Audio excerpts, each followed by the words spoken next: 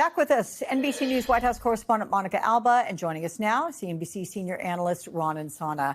So, Monica, you were there. We heard the president say tariffs are going to work out, all as the president reignites his trade war with Canada overnight. Can you walk us through this latest threat? Yeah, and again, I think we've seen this kind of escalation, especially with such a key trading partner over and over in the last 6 months. And just recently, a few weeks ago, there was going to be a digital services tax that Canada had announced, only for Canada to essentially, eventually, after some talks, walk it back to appease the president, it seemed, to see if there could be other negotiations. So this may be just the beginning of another round of these talks where ultimately this isn't what is going to be put in place, this 35% on goods, again, if another deal isn't struck by August 1st. But this is also a situation where, as you mentioned, and as we briefly touched on, Alex, the president is making false claims about the amount of fentanyl that's flowing from the northern border into the United States. His own data shows that it's really a very, very small amount of fentanyl compared to other sources of that very deadly drug that comes into the United States. We've seen some kind of politically motivated moves when it comes to trade. There was also, of course, the announcement on Brazil that related to the treatment of former leader Jair Bolsonaro, which is something the president also touched on the South Lawn, just there, saying that he believes he's been treated unfairly. And that's part of the reason that he's doing another trade war move with Brazil that, again, could ultimately be negotiated before August 1st, Alex. Yeah, those fentanyl numbers, 22,000 pounds have crossed the American border, of which 43 came in from Canada. So that's important to keep in mind.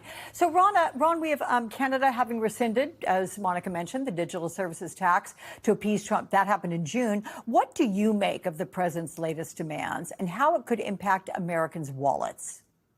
Well, we think at this point that the average American could pay $2,400 more per year if the tariffs stay in place as they're currently constructed. The average tariff right now, Alex, is about 15 to 16%. That is the highest tariff level being imposed on other countries by the United States since 1936. And that doesn't include, some of the other larger tariffs that we've seen levied against countries, including now this addition on both Brazil and Canada. So this will have an impact on the economy. It hasn't bled through to inflation yet, but again, it does seem that some businesses are still working off inventories they brought into the country pre-tariff. Now, we're starting to see, however, some auto dealers and others talk about the possibility of prices going up in the fall as a result of these tariff impositions. So Americans will eventually feel it. They're feeling it in some places already. And so it will have an economic impact, irrespective of what the president says about how the economy is doing right now.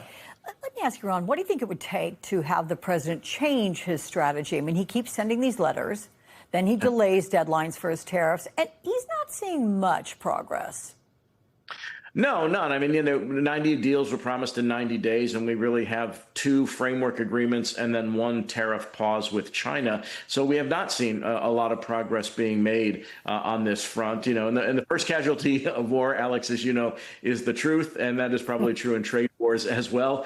And so we're not getting a lot of clarity. We never have really gotten a lot of clarity around the rationale for tariffs. Is it to raise money to reduce the deficit? Is it to level the playing field with respect to trade? Are there other reasons why the president is wedded to tariffs? He often talks about the period from 1870 to 1913 when there was no income tax and there was just tariffs. That's the way the U.S. government brought in revenue. So the end game remains unclear.